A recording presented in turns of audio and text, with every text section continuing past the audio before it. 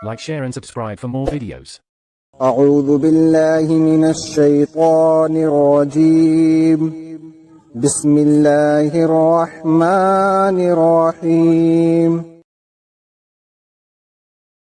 قرآن ایک ایسی کتاب ہے جس کی طرف دنیا میں بے شمار انسان بے شمار مقاصد لے کر رجوع کرتے ہیں۔ ان سب کی ضروریات اور اغراض کو پیش نظر رکھ کر کوئی مشورہ دینا آدمی کے لیے ممکن نہیں ہے۔ طالبوں کے اس ہجوم میں مجھ کو صرف ان لوگوں سے دلچسپی ہے جو اس کو سمجھنا چاہتے ہیں اور یہ معلوم کرنے کے خواہش مند ہیں کہ یہ کتاب انسان کے مسائل زندگی میں اس کی کیا رہنمائی کرتی ہے۔ ایسے لوگوں کو میں یہاں طریق مطالعہ قرآن کے بارے میں کچھ مشورے دوں گا اور کچھ ان مشکلات کو حل کرنے کی کوشش کروں گا جو بالعموم انسان کو اس معاملے میں پیش آتی ہیں۔ کوئی شخص چاہے قرآن پر ایمان رکھتا ہو یا نہ رکھتا ہو، بہرحال اگر وہ اس کتاب کو فی الواقع سمجھنا چاہتا ہے تو اولین کام اسے یہ کرنا چاہیے کہ اپنے ذہن کو پہلے سے قائم کیے ہوئے تصورات اور نظریات سے اور موافقانہ یا مخالفانہ اغراض سے اس حد تک ممکن ہو خالی کر لے اور سمجھنے کا خالص مقصد لے کر کھلے دل سے اس کو پڑھنا شروع کرے۔ جو لوگ چند مخصوص قسم کے خیالات ذہن میں لے کر اس کتاب کو پڑھتے ہیں وہ اس کی سطروں کے درمیان اپنے ہی خیالات پڑھتے چلے جاتے ہیں،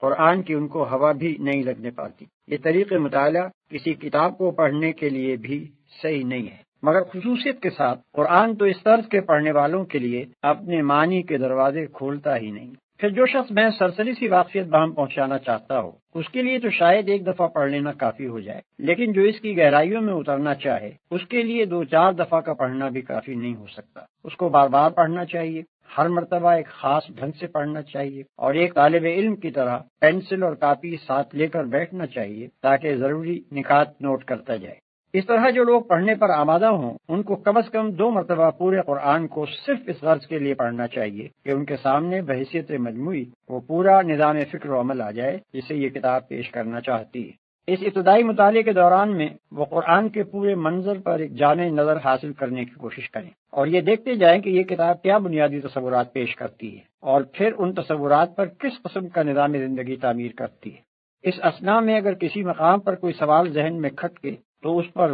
اسی وقت کوئی فیصلہ نہ کر بیٹھیں بلکہ اسے نوٹ کر لیں اور صبر کے ساتھ آگے مطالعہ جاری رکھیں۔ اغلب یہ ہے کہ آگے کہیں نہ کہیں انہیں اس کا جواب مل جائے گا۔ اگر جواب مل جائے تو اپنے سوال کے ساتھ اسے نوٹ کر لیں، لیکن اگر پہلے مطالعے کے دوران میں انہیں اپنے کسی سوال کا جواب نہ ملے تو صبر کے ساتھ دوسری بار پڑھیں۔ میں اپنے تجربے کی بنا پر یہ کہتا ہوں کہ دوسری بار کے غیر مطالعے میں شاذ و نادر ہی کوئی سوال جواب طلب باقی رہ جاتا ہے۔ اس طرح قرآن پر ایک جامع نظر حاصل کر لینے کے بعد تفصیلی مطالعے کی ابتدا کرنی چاہیے۔ اس سلسلے میں ناظر کو تعلیمات قرآن کا ایک ایک پہلو ذہن نشین کر کے نوٹ کرتے جانا چاہیے۔ مثلاً وہ اس بات کو سمجھنے کی کوشش کرے کہ انسانیت کا کون سا نمونہ ہے جسے قرآن پسندیدہ قرار دیتا ہے اور کس نمونے کے انسان اس کے نزدیک مبغوض و مردود ہیں۔ اس مضمون کو اچھی طرح اپنی گرفت میں لانے کے لیے اس کو چاہیے کہ اپنی کاپی پر ایک طرف پسندیدہ انسان اور دوسری طرف ناپسندیدہ انسان کی خصوصیات آمنے سامنے نوٹ کرتا چلا جائے، یا مثلاً وہ یہ معلوم کرنے کی کوشش کرے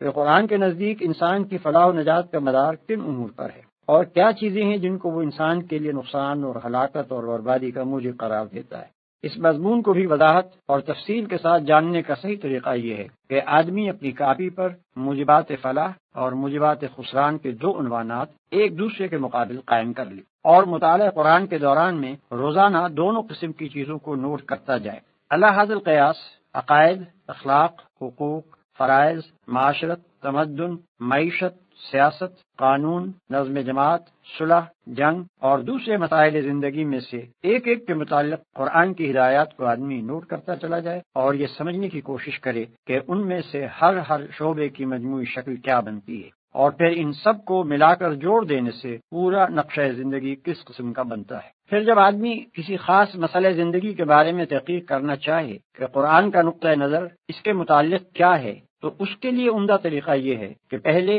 وہ اس مسئلے کے متعلق قدیم و جدید لٹریچر کا گہرا مطالعہ کر کے واضح طور پر یہ معلوم کر لے کہ اس مسئلے کے بنیادی نکات کیا ہیں، انسان نے اب تک اس پر کیا سوچا اور سمجھا ہے، کیا امور اس میں تصفیہ طلب ہیں اور کہاں جا کر انسانی فکر کی گاڑی اٹک جاتی ہے۔ اس کے بعد انہی تصفیہ طلب مسائل کو نگاہ میں رکھ کر آدمی کو قرآن کا مطالعہ کرنا چاہیے۔ میرا تجربہ ہے کہ اس طرح جب آدمی کسی مسئلے کی تحقیق کے لیے قرآن پڑھنے بیٹھتا ہے تو اسے ایسی ایسی آیتوں میں اپنے سوالات کا جواب ملتا ہے جنہیں وہ اس سے پہلے 20 مرتبہ پڑھ چکا ہوتا ہے، اور کبھی اس کے حاشیہ خیال میں بھی یہ بات نہیں آتی کہ یہاں یہ مضمون بھی چھپا ہوا ہے۔ لیکن فہم قرآن کی ان ساری تدبیروں کے باوجود آدمی قرآن کی روح سے پوری طرح آشنا نہیں ہونے پاتا جب تک کہ عملاً وہ کام نہ کرے جس کے لیے قرآن آیا ہے۔ یہ محض نظریات اور خیالات کی کتاب نہیں ہے کہ آپ آرام کرسی پر بیٹھ کر اسے پڑھیں اور اس کی ساری باتیں سمجھ جائیں۔ یہ دنیا کے عام تصور مذہب کے مطابق ایک نری مذہبی کتاب بھی نہیں ہے کہ مدرسے اور خانقاہ میں اس کے سارے رموز حل کر لیے جائیں،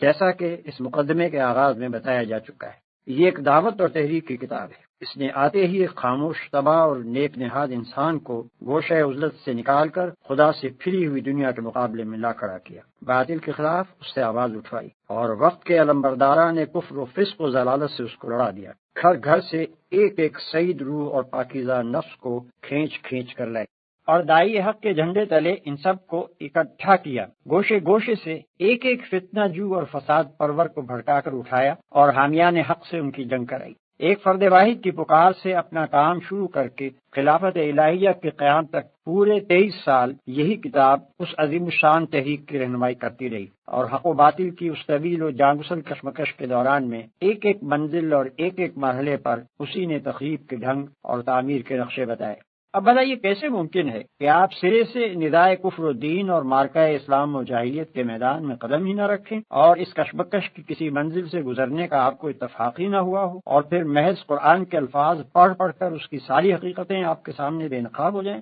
اسے تو پوری طرح آپ اسی وقت سمجھ سکتے ہیں جب اسے لے کر اٹھیں اور دعوت اللہ کا کام شروع کریں، اور جس جس طرح یہ کتاب ہدایت دیتی جائے اس طرح قدم اٹھاتے چلے جائیں۔ تب وہ سارے تجربات آپ کو پیش آئیں گے جو نزول قرآن کے وقت پیش آئے تھے۔ مکے اور حبش اور طائف کی منزلیں بھی آپ دیکھیں گے، اور بدر و احد سے لے کر حنین اور تبوک تک کے مراحل بھی آپ کے سامنے آئیں گے۔ ابو جہل اور ابو لہب سے بھی آپ کو واسطہ پڑے گا، منافقین اور یہود بھی آپ کو ملیں گے، اور سابقین اولین سے لے کر مؤلفۃ القلوب تک سبھی طرح کے انسانی نمونے آپ دیکھ بھی لیں گے اور برت بھی لیں گے۔ یہ ایک اور ہی قسم کا سلوک ہے جس کو میں سلوک قرآنی کہتا ہوں۔ اس سلوک کی شان یہ ہے کہ اس کی جس منزل سے آپ گزرتے جائیں گے، قرآن کی کچھ آیتیں اور صورتیں خود سامنے آ کر آپ کو بتاتی چلی جائیں گی کہ وہ اسی منزل میں اتری تھی اور یہ ہدایت لے کر آئی تھی۔ اس وقت یہ تو ممکن ہے کہ لغت اور نحو اور معنی اور بیان کے کچھ نکات سالک کی نگاہ سے چھپے رہ جائیں، لیکن یہ ممکن نہیں ہے کہ قرآن اپنی روح کو اس کے سامنے بے نقاب کرنے سے بخل برت جائے۔ پھر اسی کلیے کے مطابق قرآن کے احکام، اس کی اخلاقی تعلیمات، اس کی معاشی اور تمدنی ہدایات اور زندگی کے مختلف پہلوؤں کے بارے میں اس کے بتائے ہوئے اصول و قوانین آدمی کی سمجھ میں اس وقت تک آ ہی نہیں سکتے جب تک کہ وہ عملاً ان کو برت کر نہ دکھے۔ نہ وہ فرد اس کتاب کو سمجھ سکتا ہے جس نے اپنی انفرادی زندگی کو اس کی پیروی سے آزاد کر رکھا ہو، اور نہ وہ قوم اس سے آشنا ہو سکتی ہے جس کے سارے ہی اجتماعی ادارے اس کی بنائی ہوئی روش کے خلاف۔ Like, share and subscribe for more videos.